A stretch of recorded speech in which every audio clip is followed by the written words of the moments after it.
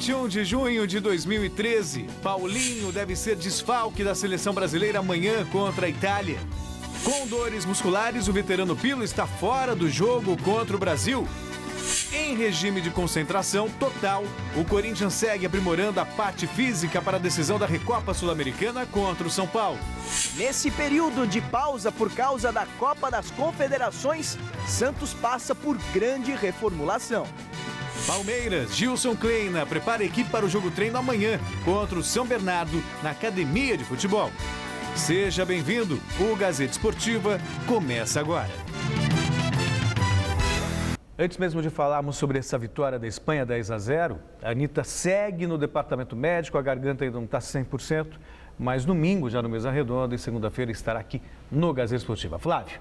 Bom, boa noite. 10-0 para a Espanha. Boa noite. Boa noite, Celso. Tudo bem, sabe aquela coisa romântica? Isso é futebol, né? Isso é uma coisa séria, profissional, tem que acabar com essa palhaçada. Essas coisas de Taitis, essas seleções que fazem com que a primeira fase das Copas do Mundo, inclusive, tenham jogos folclóricos, são coisas ainda do João Avelanche. Ele botou esses times no cenário do futebol para que ele pudesse derrubar o Stanley Rose lá atrás com votos unitários de países menores que não jogavam futebol, alegando que o Stanley Rose estava há muito tempo no comando da FIFA. Ele ficou quase o dobro do tempo e ainda enfiou o Blatter, agora enfiou o Ricardo Teixeira aqui no Brasil, agora esse Marinha, tudo coisa de João Avelanche. Então, é bonito, legal, parabéns para os meninos do Tahiti, fizeram tudo bonitinho. Mas, pô, o Fernando Torres encontrou o cara que foi guia de turista, o guia turístico dele no casamento dele. Mel, não dá, isso é brincadeira. Se é para fazer um negócio desse, por que não jogar contra os operários do Maracanã que construíram o estádio? Eles também iam ficar emocionados. Não dá. Eu acho que o futebol, quando ele é profissional, tem que ser profissional de verdade. Copa das Confederações, 8 times, um deles é o Tahiti. Pelo amor de Deus, não dá. Copa do Mundo tem que, sabe, enxugar, fazer uma coisa legal. É um torneio de alto nível, alto nível. Então não tem sentido ter times nesse porte. Alguém da Espanha poderia ter se machucado, por exemplo. Então fica uma coisa folclórica, bonitinha.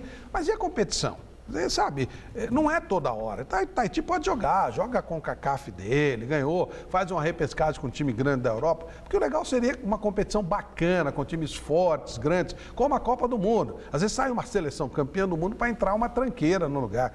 Realmente eu acho que não dá. Eu gostaria de ver coisas de alto nível. Isso não é alto nível. Isso aí, folclórico, bonitinho, romântico, mas e aí? Não acrescenta coisa nenhuma para o futebol. Bom, também pelo Grupo B, Uruguai e Nigéria se enfrentaram na Fonte Nova. Com um golaço de Forlan, o time celeste se manteve com chance de classificação, mas ainda é o terceiro do grupo. Os uruguaios enfrentam agora o Tahiti na última rodada. Vamos acompanhar os gols da partida. Na Arena Fonte Nova, na Bahia, o Uruguai encarou a Nigéria com a obrigação de vencer para manter a esperança de classificação no Grupo B. E tudo começou a se encaminhar aos 19 minutos do primeiro tempo no cruzamento de Forlan. Cavani tentou a letra, a bola passou e encontrou o pé de Diego Lugano, que não desperdiçou. Tudo bem que a bola pegou mais na canela do que no pé, mas gol é gol, isso que importa, 1-0 Uruguai. A Nigéria então foi se encontrando na partida e depois de uma jogada rápida pelo meio, o Mikel foi acionado, deixou Lugano na saudade e tirou do goleiro Muslera. Um lindo gol do jogador do Chelsea. Tudo igual, 1-1. Aí no segundo tempo, logo aos 6 minutos, entrou em cena o trio Suárez, Cavani e Forlan. E foi o jogador do Inter que mandou a bola para a rede num chute espetacular de perna esquerda, sem chances para o goleiro Enyama. Esse foi o 34º gol do atacante pela Celeste. E numa data muito especial. Nesse jogo, Forlan completou 100 atuações pelo Uruguai, tornando-se o primeiro jogador a atingir esta marca na história do país. E ficou assim, Uruguai 2, Nigéria 1. As duas equipes decidem a segunda vaga do Grupo B neste domingo.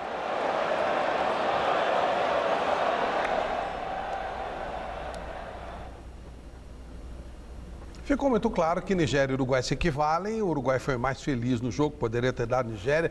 Agora chama a atenção que o Michels, ele é o primeiro volante do Chelsea, ou seja, ele é o brucutu do Chelsea, né? Vê a categoria dele. Na seleção ele joga um pouco mais à frente.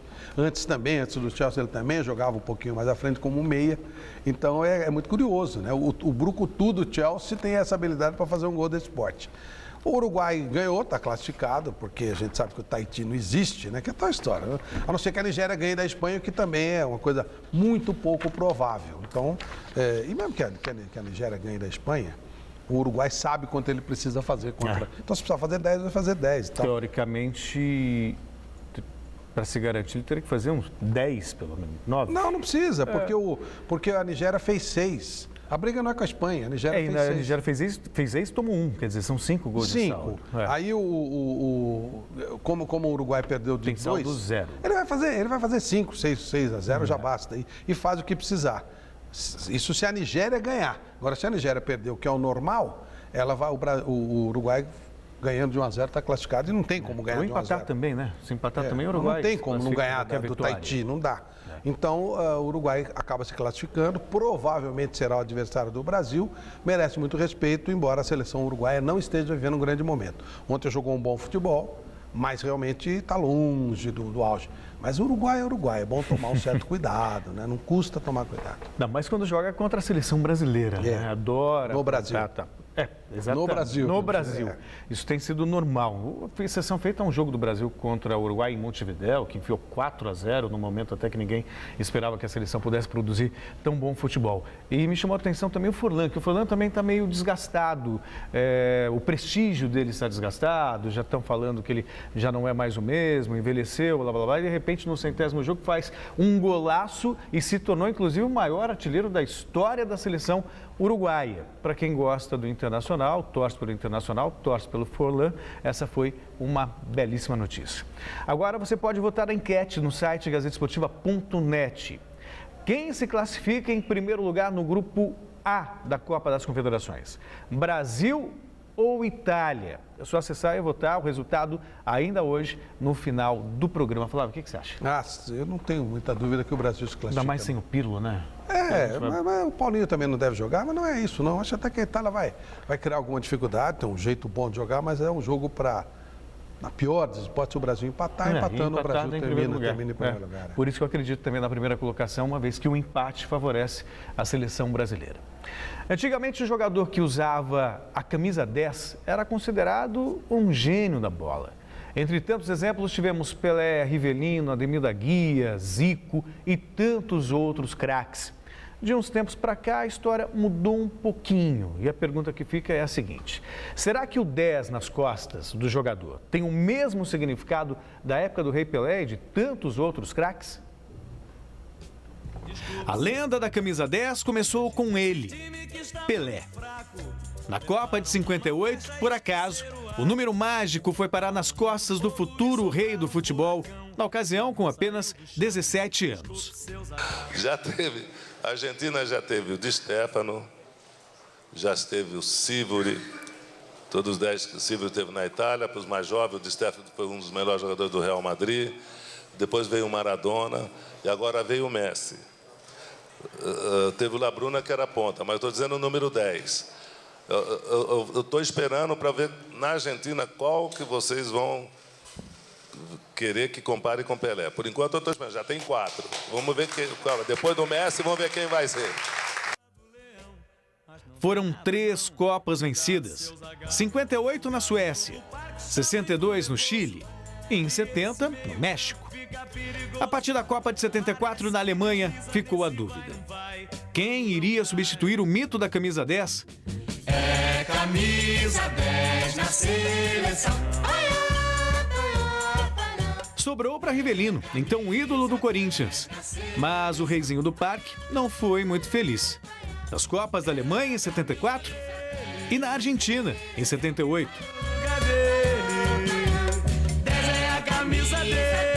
O futebol arte, espetáculo, show de bola. Estava de volta com o Brasil nas mãos de Tele Santana. O treinador não pensou 2 vezes. A 10 era mesmo de Zico. A turma está sorrindo para não chorar. tá devagar. Entretanto, em 82 na Espanha, paramos na Itália de Paulo Rossi. Em 86, na sempre fatalista França. É camisa 10 na seleção. Já que ninguém conseguia superar Pelé, em 90 na Itália, o técnico Sebastião Lazzaroni resolveu rifar o manto sagrado da bola nacional. A 10 ficou para Silas, então reserva. Diante de um inspirado Maradona, o menosprezo custou caro e a Argentina eliminou o Brasil nas oitavas de final. Um desastre. Levaram uma flecha e esqueceram o arco. O tabu da camisa 10 ficou esquecido com a conquista da Copa de 94 nos Estados Unidos. Não foi um futebol brilhante. Raí, já no Paris Saint-Germain, carregou a cruz com classe. Se não fosse a força desse pau Pereira, comia um frango assado. Ninguém chegou tão perto de Pelé vestindo a camisa 10 da seleção como Rivaldo. Na Copa de 98, o Brasil perdeu na final para a França, com o pernambucano já ídolo do Barcelona da Espanha. Parece que desliza nesse vai, não vai, quando não cai. Em 2002, na Copa da Coreia do Sul e do Japão, Rivaldo, no Milan da Itália, arrebentou. Na conquista do Penta, fez 5 gols e ainda deu passes perfeitos para Ronaldinho Fenômeno, artilheiro da competição com 8 gols. Lembrou a ginga e a objetividade do rei. Em 2006, na Alemanha, Ronaldinho. Em 2010, na África do Sul, Kaká. Os dois foram uma decepção. Agora, para a Copa de 2014, tudo leva a crer que a camisa de Pelé caberá ao garoto Neymar, comprado pelo Barcelona da Espanha. Será que o ex-santista dará conta do recado? Vai honrar a tradição?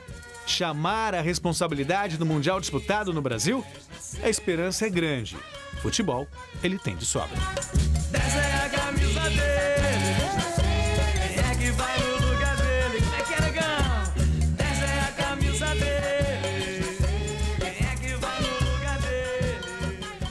Talvez esse mito da camisa 10 tenha diferentes interpretações. Para mim, o 10 sempre foi aquele meio-campista organizador, criativo, genial, o homem cerebral. O ser com maior capacidade de pensar o jogo e atuando ali pelo meio. Lançamentos precisos, dribles desconcertantes. Para mim, essa é a imagem do camisa 10. Agora, eu me lembro de ter visto já zagueiro jogando com a camisa 10. Me soa uma heresia. Mas, às vezes, o zagueiro é o melhor do time e preferem homenageá-lo com a 10, Flávio. Queria saber o que você pensa. Mas eu já vi japonês jogar com a 10 do Pelé, eu já vi o Alceu usar a 10 do Palmeiras, as coisas bravas. Mas é que esse jogador, ele... Seu palmeirense aqui disse assim, Jesus, mas jogou. O Alceu jogou, o Ademir Aguirre entrou em depressão, aquela coisa toda. Mas jogou, eu vi. Eu falei, meu Deus do céu, essas coisas acontecem. E acho que esse 10, o 10 pensador que você falou, ele não existe mais no futebol. É um jogador que, digamos, saiu de moda, porque o futebol mudou, o jeito de jogar mudou. Tem alguns sobreviventes ainda. Pouquíssimo. O Pirlo jogou bem com a Itália, sim. Mas ele é um jogador mais de movimentação. Também. Mas o Messi é um atacante, quer dizer, então mudou. Hoje o futebol é mais coletivo. Clássico. Hoje todo mundo tem que participar de tudo para que a coisa funcione bem, para que a coisa, né? E o Pelé era cruel, né? O Pelé chegava, era um atleta acima, um gênio e um atleta pesado no sentido de complicado para o adversário. Era outro tipo. Agora é que esse meia romântico, talvez o último exemplo seja o Ganso. Ou o Douglas. O Douglas, mas você vê que não cabe, não consegue jogar, entendeu? É muito difícil pelo jeito do futebol. Então aquela coisa, não tem mais, não tem mesmo. Barcelona não tem, o Real Madrid não tem, o Manchester United não tem. O Atlético Mineiro não tem, porque o Ronaldinho, na verdade, ele joga mais pelos lados, de vez em quando faz uma outra jogada, mas é mais um cara mais ofensivo, um pouco mais à frente. Então acabou esse tipo de jogador. Mas a história da camisa 10, ela merece um respeito. O 10 foi quebrado com o Pelé, antes era 8, onde o Didi imperava, mesmo no Brasil, grandes camisas 8. Então, efetivamente, aliás, é bom lembrar que a camisa, né, com número começou na Copa de 50 no Brasil. Antes não tinha número na camisa. Então os grandes meias, eles não jogavam. Você escolhia o número que você quisesse. Mas realmente é uma camisa mística, né? Ainda hoje ela tem um misticismo impressionante no momento que grandes estrelas ainda gostam. Eu se soubesse jogar futebol, eu gostaria de jogar. E é uma coisa que se tornou mundial, né? O Maradona com a 10. Sem dúvida. Né? E tantos não, é o Pelé, né? É o cara. Todo mundo fica com a marca daquele jogador genial. Acho que o Neymar jamais chegará a Pelé, ele sabe disso, ele fala isso, mas ele representa bem a camisa 10. É o jogador que tem mais status para envergar. Só ele poderia usar a camisa 10 na seleção brasileira. Ou o Ronaldinho, se voltasse pela história. Esquece, também. Né? Já foi. Também acho que não vai voltar, não. Bom, a FIFA não nega que as manifestações dos últimos dias assustaram delegações de países e a própria entidade. Apesar disso, surgiu o boato de que eles estariam pensando em cancelar a disputa. Hoje, a entidade veio a público desmentir a história. Depois de surgirem boatos de que a FIFA poderia cancelar a Copa das Confederações e que a delegação da Itália havia pedido para deixar o país, o porta-voz da entidade, Pekka Odriozola, negou que eles tenham cogitado interromper a disputa. Nós apoiamos e sabemos do direito do discurso livre e de protestar pacificamente. Condenamos qualquer tipo de violência e estamos em constante contato com as autoridades e temos total confiança nas medidas de segurança em uso. Continuaremos a monitorar a situação, mas em hipótese alguma, repito, em hipótese alguma, a FIFA, o Comitê Organizador Local e o governo federal discutiram ou consideraram cancelar a Copa das Confederações.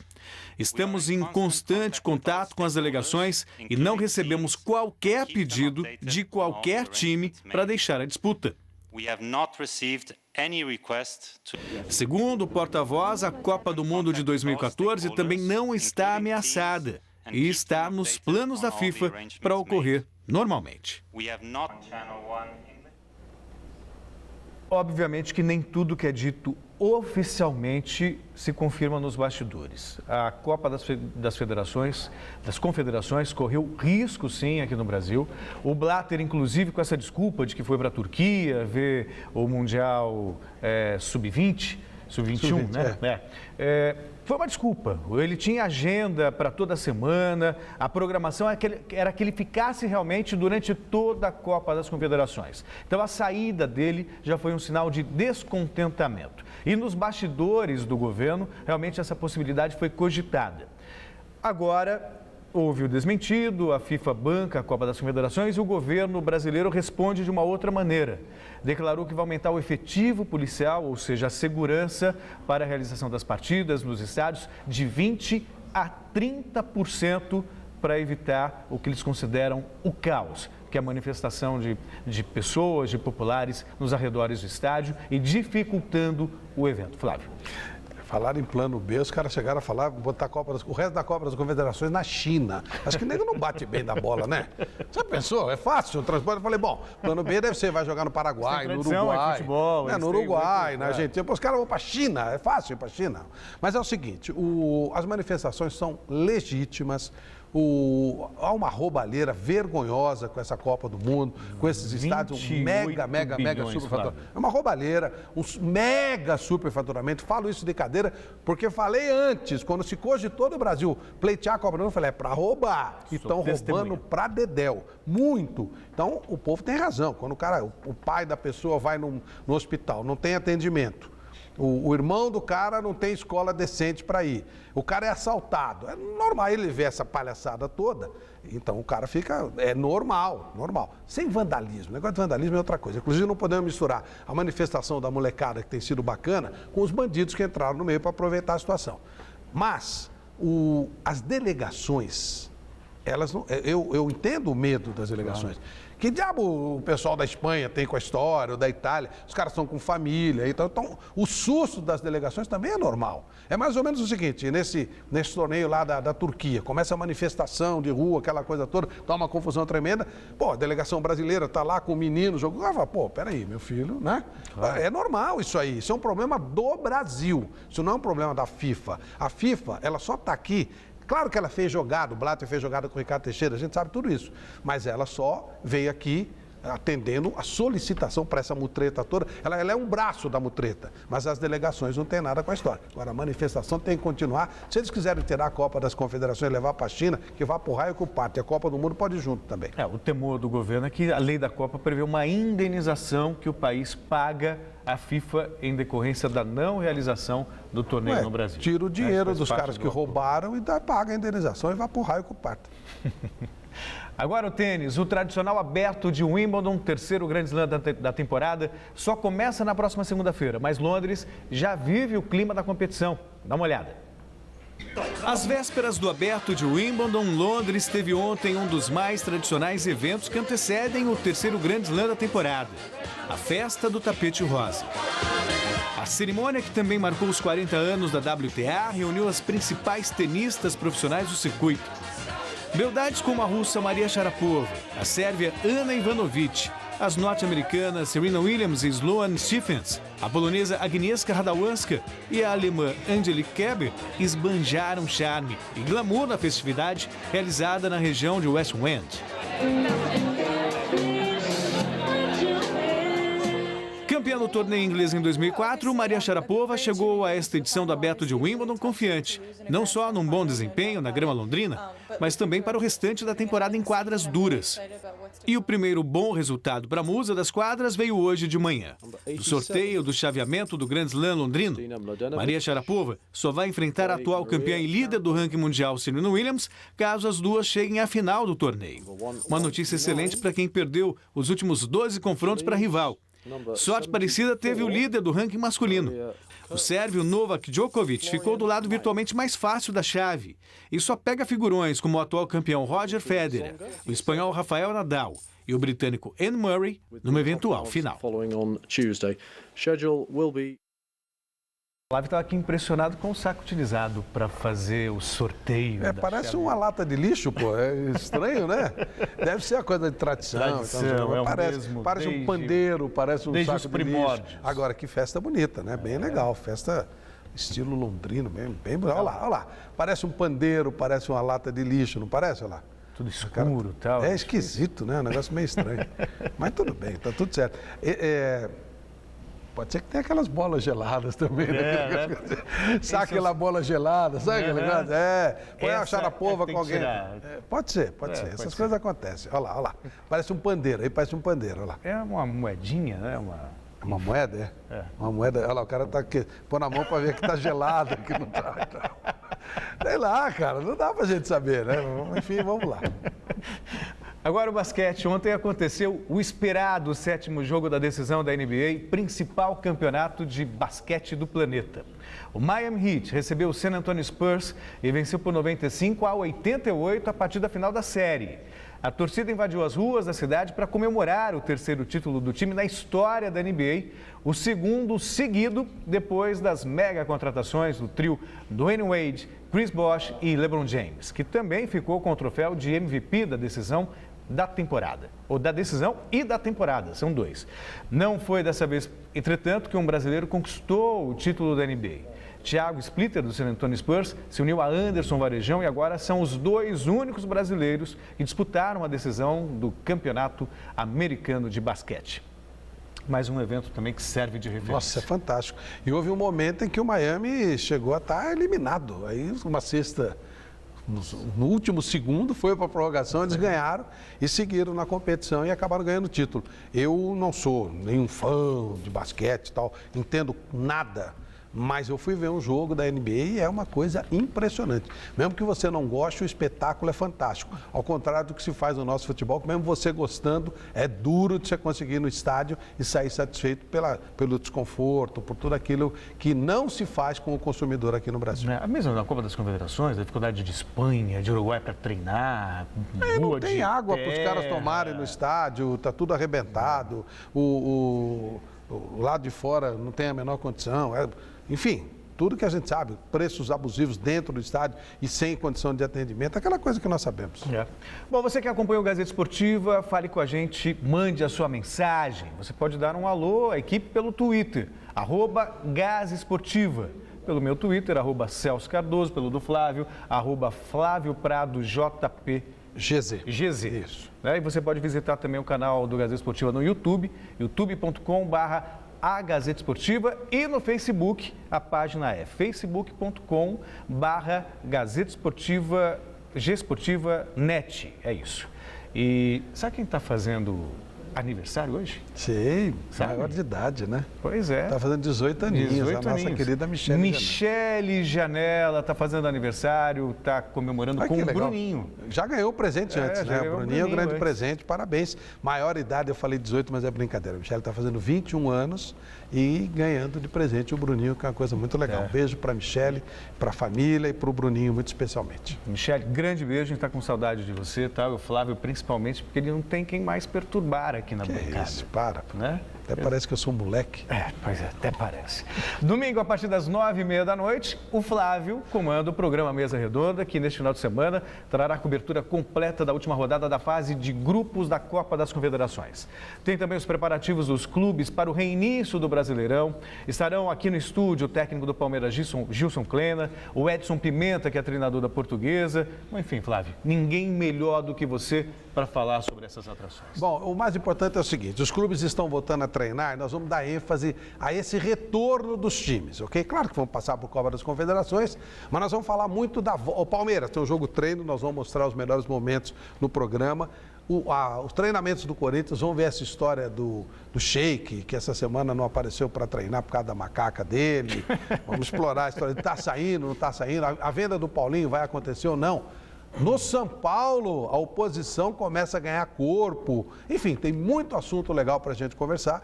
O Klena e o professor Pimenta estarão aqui. Tem muito papo legal a partir das 9h30 da noite. Imperdível o nosso Mesa Redonda no próximo domingo. Macaquinha não andava bem, mas agora melhorou, Flávio. Você está mais tranquilo, né? Você que gosta de macaquinha. Paulo César Capejane e tal, também. Agora melhorou. Vamos lá. Bom, vamos para um rápido intervalo no Gazeta Esportiva. Daqui a pouquinho tem muito mais sobre o futebol paulista. As notícias da Lusa, do Santos, do Palmeiras, do Corinthians e muito mais. Até já.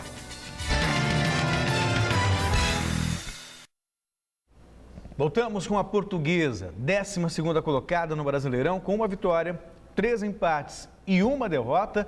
A Lusa esbanja o otimismo e comemora o período de paralisação para a Copa das Confederações. Pelo menos esse é o pensamento do técnico Edson Pimenta, que acredita numa reação da equipe para a sequência da temporada. Reportagem Adriano Dolfi. O retorno do descanso foi de uma maneira que a maioria dos jogadores não gosta nem um pouquinho, com treinamentos físicos que ficaram a cargo do preparador René Carlos. Acho que da turma perguntar para todos aí, eu acho que ninguém é muito em prol dessa preparação física aí, mas nós sabemos que é muito importante, isso é necessário, então a gente tem que encarar com profissionalismo e faz parte, nós já estamos acostumados já. Esse período de treinamentos físicos está longe de ser o mais aguardado pelos jogadores, mas é essencial para o coronel Edson Pimenta montar o esquema tático dele e deixar os jogadores tinindo dentro de campo, não é? Ah, sim, eu tenho dito para eles de uma forma até enfática, né? Hoje em dia você não tem como querer realizar um trabalho tático se você não tiver o respaldo e o suporte da condição física. Hoje em dia não tem essa condição mais. Houve uma época no futebol que a preparação física era relegada a um terceiro plano. Fazia muito aquele trabalho chamado individual, na época que era criança, né?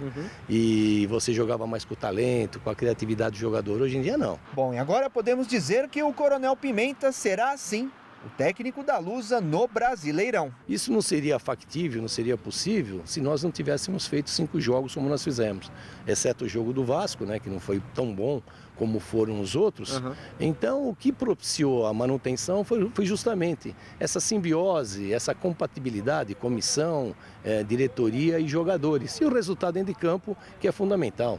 Não existe nenhum treinador, não existe nenhum trabalho que sobreviva se não venha resultado. Mais uma vez, é que eu falo, se superar dentro de campo, se ajudar, trabalhar e correr demais, que é o que a gente tem que fazer, para de alguma forma a gente tentar suprir a necessidade que a gente tem entre um e situação dentro da partida e conseguir mais uma vitória. Nós passamos aí já um teste de Corinthians, Fluminense Internacional. 3 grandes bicho-papões aí. Eu acho que do que vem para frente agora não tem surpresa mais. Tem que ter empenho, dedicação, da forma como eles jogaram até agora. Mas me corrija se eu estiver enganado. Antes do Cruzeiro você tem encontro marcado com a TV Gazeta domingo no Mesa Redonda. Ah, sim, isso é verdade. Eu confirmei, o Dom me ligou e até eu quero agradecer a gentileza de vocês me convidarem e estarei lá com todo prazer, sim. Legal. Depois da transferência de Neymar para o Barcelona e a demissão do técnico Muricy Ramalho, o Santos segue o trabalho de reformulação. Veja na reportagem de Felipe Esboril. Nesse período de paralisação por causa da Copa das Confederações, os boatos correm solto, principalmente aqui no Santos. A maior estrela já se foi. O treinador seguiu o seu rumo e tem mais gente que deve sair. O próximo da lista deve ser Felipe Anderson. O jogador recebeu nos últimos dias um forte assédio da Lazio da Itália. Uma negociação que pode girar em torno dos 22 milhões de reais pelo passe do atleta. No gol, Rafael também pode pegar as luvas e defender o Napoli da Itália no segundo semestre. Uma reformulação que parece não ter fim. A reformulação o clube está passando, eu acho que é um momento de transição, né? Todo momento de transição é um pouco complicado, né? Eu estou trabalhando com essa transição da melhor maneira possível. E um dos maiores desafios do novo comandante é fazer com que essa equipe aprenda a jogar sem Neymar. Ele faz falta para o Santos, como faz falta para qualquer equipe, né? Só que o futebol é um jogo coletivo, né? O Neymar é desequilibrado com a individualidade dele, mas para a individualidade do Neymar aparecer, o time tem que estar bem organizado também. Então a gente tem que trabalhar sem o Neymar, é a nossa realidade hoje. Nós temos jogadores muito qualificados. Não temos aí, talvez, o jogador de expressão Neymar mundial que o Neymar tem, mas a gente tem jogadores que podem decidir partidas pra gente. Agora, a responsabilidade é do argentino Montijo, que vai ser chamado pelo novo treinador para uma conversa em particular. Vou conversar com ele sim, quero saber como ele se sente mais à vontade para jogar.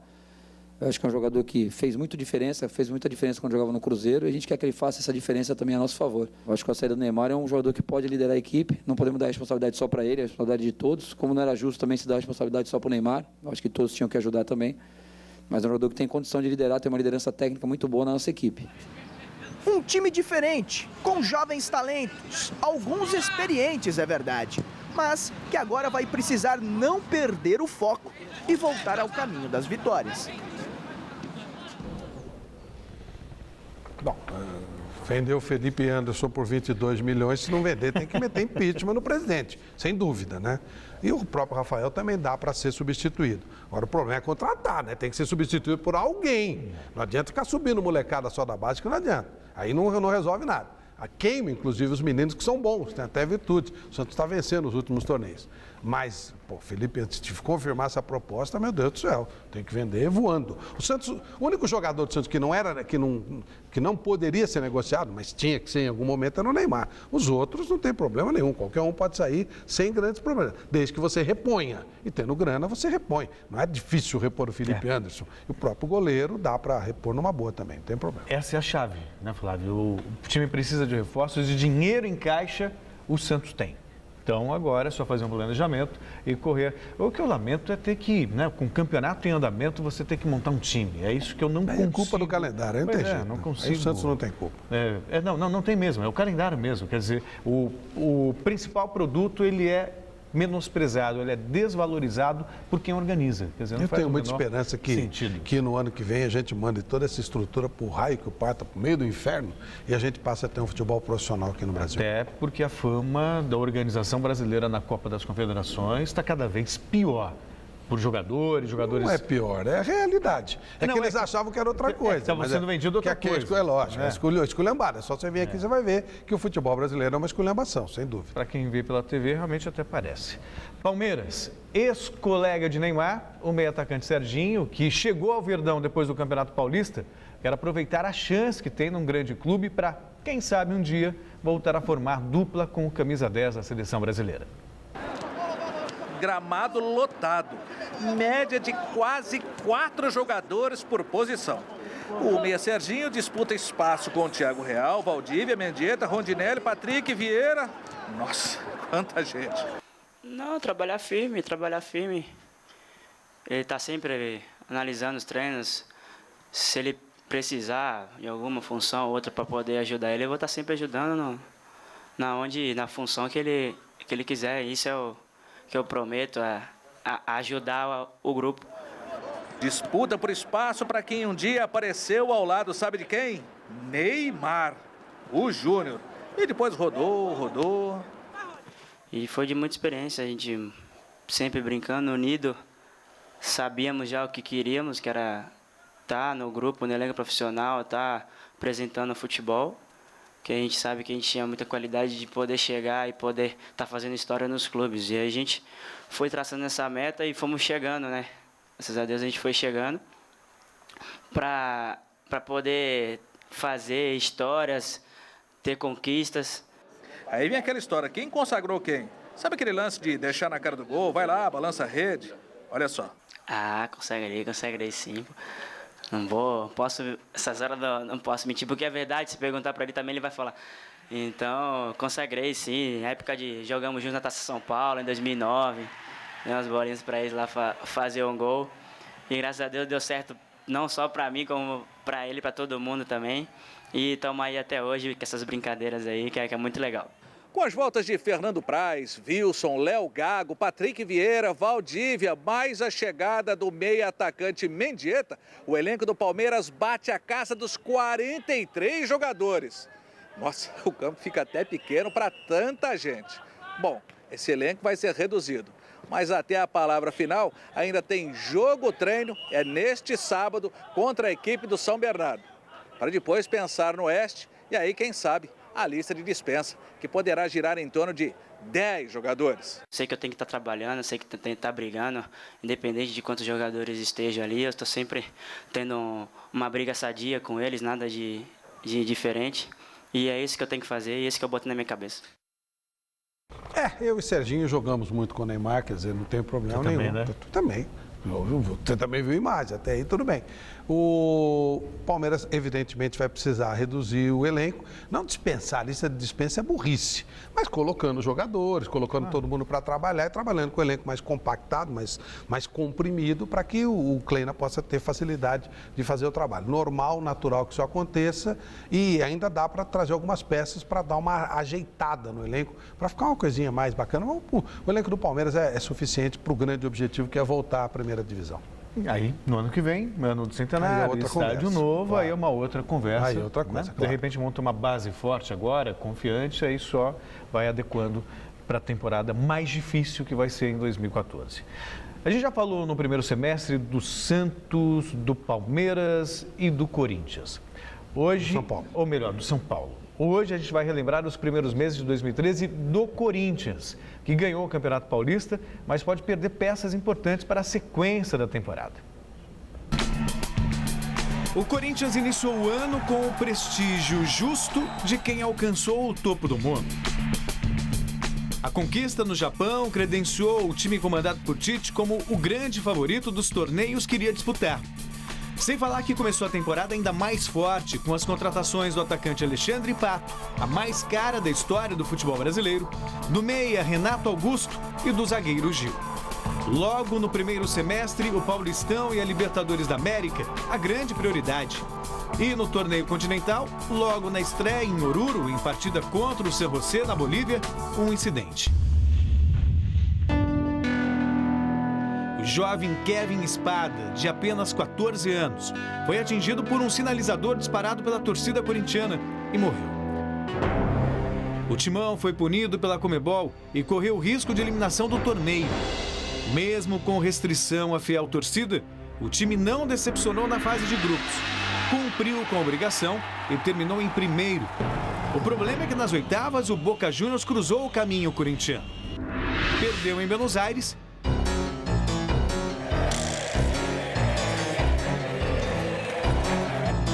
E no jogo da volta, no Pacaembu, o paraguaio Carlos Amarídia se tornou o vilão.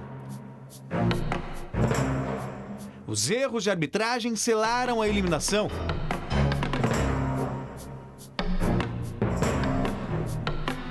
Mas despertaram o reconhecimento da torcida, que aplaudiu de pé um time desclassificado.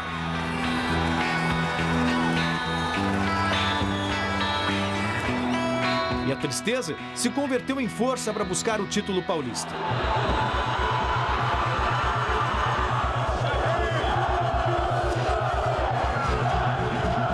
Terminado o Paulista, hora de pensar no Brasileirão.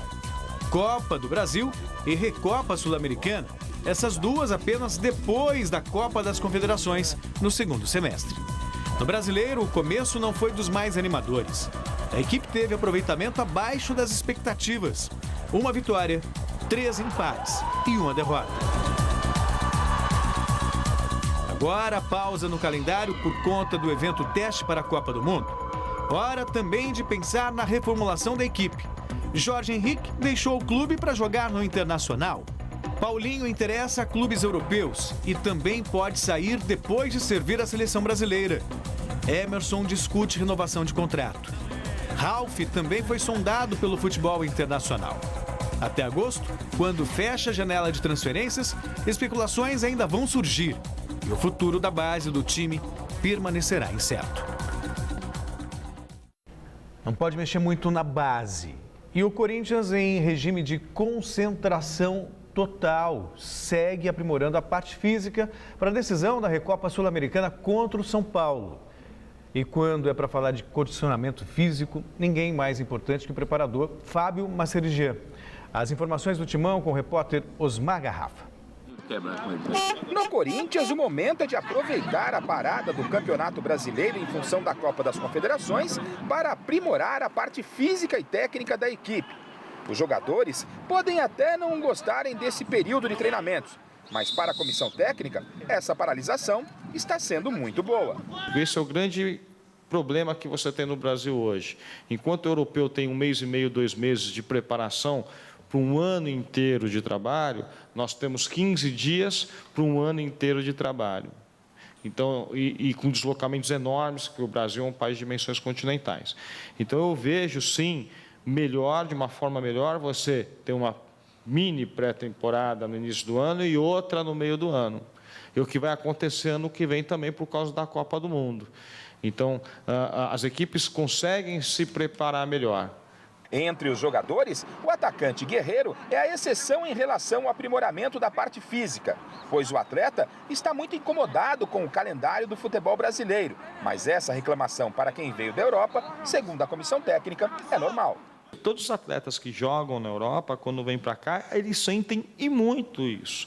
Então, muitos até vêm e voltam, né? Porque a quantidade de jogos no Brasil é muito grande. Agora, é até certo ponto para o atleta, não posso dizer desumano, mas extremamente fatigante você jogar quarta, domingo, que é o que vai acontecer com o Corinthians agora no segundo semestre. O Corinthians só volta a campo no próximo dia 3 de julho no estádio do Morumbi contra o São Paulo pela Copa Sul-Americana. E para essa partida, 2 jogadores no departamento médico preocupam, Alessandro e Paulo André. O Paulo André já está treinando lá dentro da sala de musculação. O Paulo André é teoricamente mais fácil até. O Alessandro ainda não. O Alessandro vai demorar um pouquinho mais.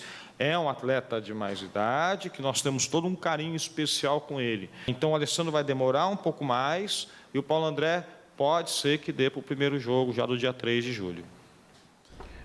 Voltamos a falar de Copa das Confederações. Se o grande rival local do Brasil é a Argentina, em Copas, o maior adversário da seleção talvez seja a italiana. Além dos enfrentamentos dentro de campo, as histórias dos 2 países se relacionam, seja pela força dos imigrantes, italianos que por aqui estiveram, ou por ditadores de ambas as nações terem usado o futebol como instrumento de propaganda. Em tempos em que os brasileiros voltam a discutir política, Alexandre Silvestre foi às ruas saber do povo o que eles pensam sobre mais este confronto entre Brasil e Itália. Andar com fé eu vou, café não costuma falhar. Andar com fé eu vou, café não costuma falhar. Em tempos de manifestações populares pelas ruas das principais cidades do nosso país, é difícil convocar o brasileiro para falar de futebol. Ô companheiro, pode fazer uma perguntinha? É futebol, vai, coisa rápida. Vou fazer uma pergunta de futebol pra você, vai. Rapidinho sobre Brasil e Itália, vai. Coisa vá. Ô pessoal, queremos sim um Brasil melhor, mas torcer para a seleção não é pecado. O futebol como lazer e não alienação. Instrumento de alienação, não. O povo tem que estar consciente disso, né? Que o povo ele tem que sempre lutar por melhorias, não deixando que venha pão e circo. É verdade. As duas seleções já serviram muitas vezes de instrumento político para governantes de ambas as nações. 2 exemplos, 2 presidentes, 2 ditadores. Um deles, o italiano Mussolini, nos anos 30, quando a Itália bateu o Brasil na semifinal e depois sagrou-se campeã da Copa da França em 38. Eu era menino, eu me lembro da empolgação pelo rádio, mas eu era menino. E nós tínhamos o Leônidas como um grande herói. Verdade. 90 milhões em ação, pra frente Brasil, do meu coração. Futebol também a serviço do governo brasileiro, do então presidente Médici, que em 70, em meio à ditadura, viu o povo feliz com o tricampeonato conquistado em cima da Itália numa final histórica, 4-1 Brasil. A senhora lembra quem fez os gols? Ah, meu amigo... Quem jogava era ele. Pelé mas não lembro. Teve um golaço do Carlos Alberto Torres no final. Ah, o último, o 2. O Carlos Alberto, certo? Esse eu lembrei, o resto eu não lembro, não. 2 de 5 confrontos entre Brasil e Itália em Copas do Mundo. Em 82, o terceiro duelo. Paulo Rossi, te lembra alguma coisa? Ai, aí você já tá querendo muito pra futebol, né? Na Espanha, ficamos pelo caminho. 3-2 Itália, do carrasco Paulo Rossi. Quando a gente ganha, a gente nem passa a corrida, né? Sabe que ganhou e segue em frente. Mas quando a gente perde, aí dói, né? Demos o troco em 94. O Bade, eu me lembro daqueles pênaltis. Na Copa dos Estados Unidos, Brasil tetra, numa dramática decisão por pênaltis. Historicamente, a gente leva uma vantagem, né? Na final de 94, a gente levou, o Baggio errou o pênalti pra nós. Pelas minhas contas, tá faltando aí um joguinho entre brasileiros e italianos em mundiais.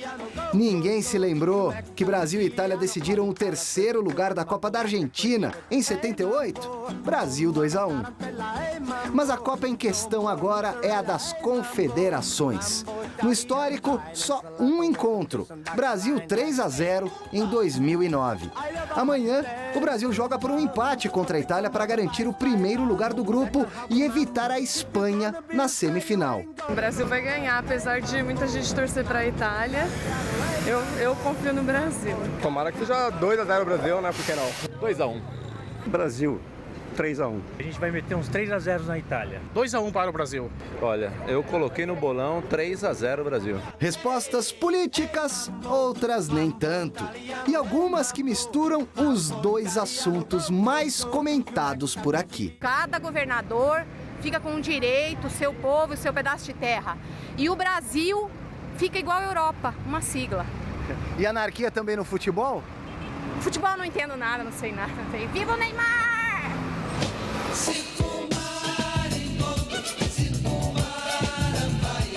cheguei de longe, não me atrapalha. Hoje, aliás, faz 43 anos que o Brasil ganhou a Copa de 70. Foi 21 de junho. 4-1. 4-1, narração para o Brasil por televisão, de um único narrador, nosso querido Fernando Soler, e uma única voz no rádio de Joseval Peixoto, porque todas as emissoras tinham que fazer a cadeia, né? Porque só tinham um sinal para televisão e para rádio, um áudio para TV e um áudio para rádio, e esses dois foram os homens que contaram para a gente os minutos finais dessa grande conquista do Brasil. A situação é outra, o Brasil em fase de montagem, a Itália um pouco mais pronta, mas os dois deverão poupar jogadores, creio que o Brasil tenha mais condições de conquistar o primeiro lugar, vai. Vitória, o empate basta, né? Empate basta. E o Brasil, se conseguir uma vitória, vai se reafirmando, vai ganhando mais moral, o que é muito importante. E bem lembrado também essa igualdade do Brasil, né? Um ditador nojento do Brasil, o Médici, um ditador nojento da Itália, o Mussolini. Sobre esse confronto Brasil-Itália, eu acho que o mais doloroso é justamente o de 82, quando o Brasil jogava um fino na bola, tinha uma seleção romântica, uma seleção que jogava muito bem, jogava futebol bonito, era favoritíssima e, de repente, com 3 gols do Paulo Rossi, o Brasil foi eliminado da Copa da Espanha, no antigo estádio extinto Sarriá. E mudou o Brasil. O futebol brasileiro dali para frente nunca mais jogou bonito. Nunca mais jogou bonito, é verdade. Aí me chamou a atenção, a gente tem gente que trabalha aqui com a gente, Flávio, no departamento, que não viu a Copa de 94. Aí o Silvestre chega para a menina e pergunta da Copa de 82 do Paulo Rossi. Aí ele já está querendo demais mesmo, né? Foi uma derrota dolorosa essa do Brasil para a Itália. 3-2, 5 de julho, data difícil de esquecer, 5 de julho de 82. Bom, o resultado final da enquete no site gazetesportiva.net. Quem se classifica em primeiro lugar no Grupo A da Copa das Confederações? Brasil ou Itália? O pessoal está otimista. Aponta o Brasil como vencedor ou como primeiro da chave com 71%, 71,2%. Lembrando que o Brasil não precisa vencer para terminar em primeiro, basta um empate. O programa de hoje termina aqui. Domingo tem Mesa Redonda Futebol Debate a partir das 9h30 da noite. E agora você tem o Jornal da Gazeta, a gente se vê lá. Até já! Gazeta Esportiva. Oferecimento